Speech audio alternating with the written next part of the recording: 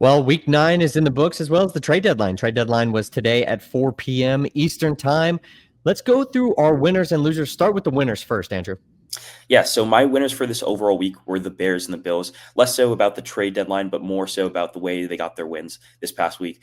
The Bears just looked good. For at least on offense, they looked good for the majority of that game. Caleb Williams has 2 separate receptions. One goes for a touchdown. One, he's following his lead blockers all the way for like a 15-yard game, which is really awesome to see. Just in general, fun game to watch if you were Bears fans until the very end where you thought you had control of the game. 2 minutes left, you were up by 2 touchdowns.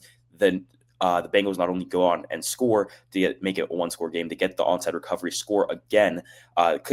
They went for 2 the first time, got that, and then made it a 6-point game, take the lead on the second touchdown. And you're thinking as a Bears fan, here we go again. Like, we didn't do enough. The defense, what's going on? All these different thoughts running through your head. But no, Caleb Williams is able to kind of silence that whole crowd, is able to go down the field. Colston Loveland is showing up for possibly the first time this season and making a huge impact, like a 50-yard touchdown down the field when they really only need like 20 yards to get into field goal range.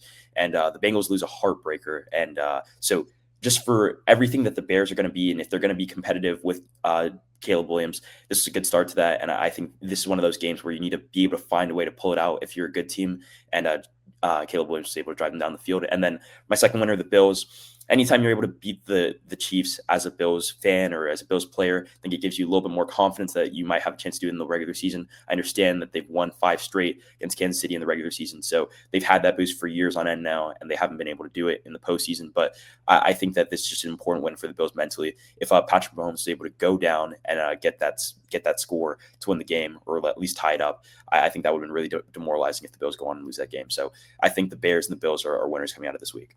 Hey, every single regular season win that the Bills get over the Chiefs is and should be a confidence builder because you're going to need to rebuild that confidence after a really, really tough playoff loss that seems to be an annual thing for them. So I like it. The Bills played well. Defense played well. So good win all around for them. The Bears, miraculous win. On the other end, the Bengals are at a very unfortunate point because that pretty much really hurt their playoff chances. And that was a game that they stole miraculously too. So the Bears, I mean, this is awesome for them. They continue to be in the race. It's a very, very competitive and close race in the NFC. So you stay alive, you continue to do that. And that entire division kind of flipped upside down after this week. So really good for the Bears. My winners, the Eagles, they were on a bye this week, but they got Jalen Phillips from the Miami Dolphins, and Howie Roseman strikes again. I think at this point, it's just almost a narrative thing and it's bound to happen. And this guy's playing Madden franchise where he's just using the trade simulator and making his best moves. So he's doing his thing. I think the Eagles are one of the best teams in the NFC. I think that's pretty recognized, and they got another great player on their defensive line. And then I got the Seahawks. I think with all of the Jaden Daniels injury talk, the Seahawks maybe went a little bit under the radar with how good of a win this was. Sam Darnold was perfect for the first half of this game. And he still ended with great stats, only had 3 incompletions. He had the 1 interception, but still was amazing in that first half. I think he was 14-14, 4 touchdowns. The Seahawks team looks legit. They also, I believe today, made a deal to go get Rashid Shaheed. So I think that's a nice addition. I like Shaheed. So I think overall, really good week for them. And then they've been able to take over this division.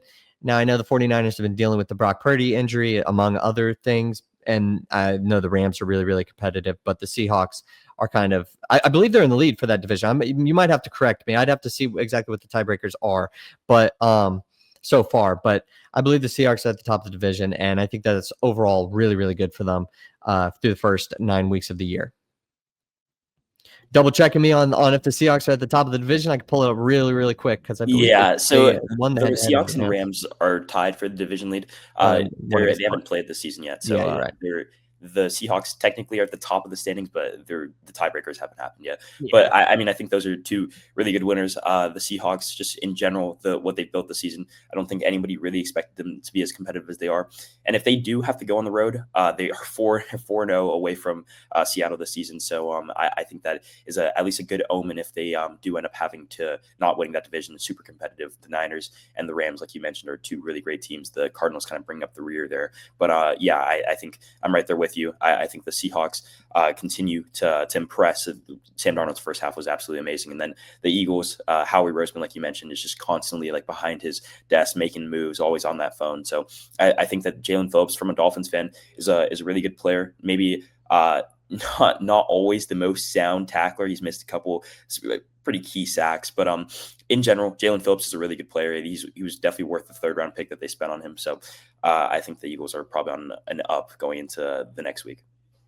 Yeah, I was getting the Seahawks overtime win against the Cardinals mixed up. For some reason, I had that in my mind that it was the Rams. But I think out of the journeyman QBs that have kind of had a revival of their career, Sam Darnold is the most legit one. Now, after doing it with the Vikings and the Seahawks this year, I'm really liking what I see from them. I tell you what, if they can get a home playoff game or something like that, I think that they can make some noise in the NFC playoffs. Let's go to your losers, though.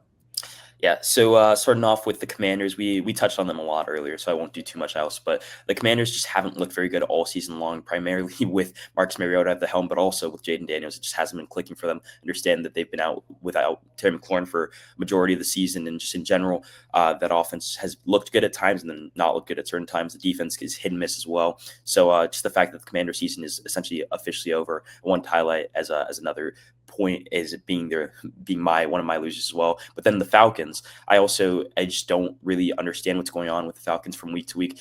They were keeping themselves in that Patriots game.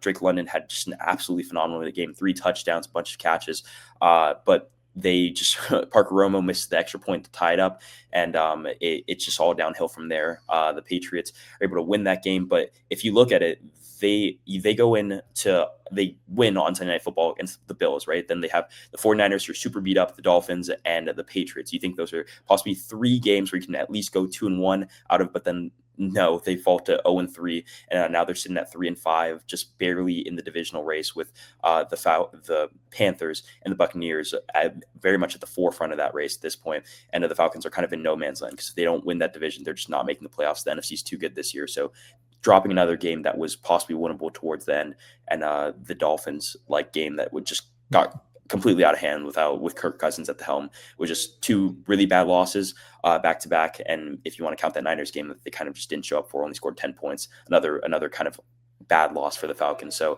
they find themselves at a very interesting point where they are on the cusp of not being in a playoff race at all. Yeah, I think we've pretty much said everything about the Commanders. I think at this point, it's just as long as this doesn't derail your future, try to end this year somewhat strong. Maybe Dan Quinn comes back, maybe he doesn't. It's not going to be just because of this decision, but it'll be how they end the year. And the Falcons are the definition of a week to week in the NFL being completely different for obvious reasons. I mean, I'm looking at their schedule right now. Okay, you have the close loss to the Bucs. Get a nice win over the Vikings. That was the J.J. McCarthy injury game, if I can remember correctly. And then you just get mauled by the Panthers. And you come back with 2 really, really solid wins against the Commanders, and then that really, really good Monday night win over the Bills. And then you proceed to drop 3 straight. And yeah, anytime you lose a game because you missed an extra point, you're probably going to end up on our losers list. And I think it's completely valid, especially because there was some ground to be made up in that division to catch the Bucs. And they weren't able to capitalize, and the Panthers kind of were able to. So I believe they're 4-4 now. So the Panthers have been able to do their thing. They look like the most legit team as far as that can challenge the Bucs in that division. So 5-4 for the Panthers now. They 5-4 for the Panthers. Yeah, they beat the Packers this week. Well, yeah, and I thought they were just. Oh, yeah, I thought they had their bye. Okay, let's go into my losers. I got the Bengals this week for absolutely stealing that game and then throwing it away at the very end. I think that's one of the worst losses I've seen in a while, and that puts them in a hole as far as making the playoffs. Now, they still needed Joe Flacco just to win a handful of the games while Joe Burrow was on the sideline, and they've been competitive. They've been a good team, and I certainly still like the move to acquire Joe Flacco, and it hasn't been the offense. If the defense plays at all like it has, like Joe Burrow coming back isn't going to make any sort of difference. They need to tighten up on all parts of that defense, and it's one of those losses that leaves you speechless. I don't know what else to say. That was one of the craziest games I've seen in a while. And then the Texans, I think a QB injury that kind of went more under the radar was CJ Stroud's. I know that Texans offense hasn't been very good this year, and it wasn't really good against the Broncos. But now that you got Davis Mills in the big 2025 starting at QB for you, you're in a tough spot and you're going to end up on the losers list. I believe they're 3-5 right now. So they're also kind of screwed. Yeah, I really wanted to touch on the Bengals because if they weren't going to be your loser, they were going to be definitely my loser. Just in back-to-back weeks, losing absolute heartbreakers. This game, maybe a little bit less so because they had to claw and scratch their way back into this game. They were down and out with 2 minutes left in this game, and they were able to score 2 touchdowns in the dying moments of this game, and still end up losing it. But I went through just Bengals like YouTube yesterday, and I watched their like Jamar Chase and Chase Brown's interviews, like post game interviews, and it's genuinely seems like a locker room divided at this point. It's like the offensive players aren't really talking to the defensive players. They're just like, oh, they know what they need to do. We can play complementary football. We can turn this around, but we got to get things figured out. And like Chase Brown is essentially like that was Jamar Chase, but then Chase Brown was essentially like, yeah, no, like he didn't say anything too much crazier than that, but he was just like the whole interview just had such a negative connotation towards it, and it makes sense, right? They just lost in a heartbreaking fashion. The offense feels like they did enough, but he kind of emphasized the fact that they weren't perfect on offense, and that feels like what they need to be at this point with that defense. So I wanted to throw those 2 nuggets in there just because it's kind of insane what's going on with that locker room. It genuinely feels like the offense is doing enough with Joe Burrow now towards the beginning of the season or the middle of the season after they lost Joe Burrow. You're starting Jake Browning. The offense was kind of lost, but now they've come back to life with Joe Burrow, and they have the weapons to do it, but the defense can't stop anybody. Like they give up over 30 points in back-to-back weeks, 3 straight weeks, and 31 points to the Steelers, 39 points in the loss to the Jets, and then 47 now to the Bears. So that organization kind of just looks lost on defense, and it's unfortunate because if Joe Burrow does end up coming back towards the end of the season, like this team could maybe make a run with the people that they have on offense, but that defense is just not absolutely atrocious all season long. So the Bengals definitely are a huge loser this week because they're kind of in a spot, kind of like the Falcons spot where they've just dropped a bunch of games that they didn't need to, and could be very much in a playoff race. But now they sit at 3-5, and it looks a lot worse.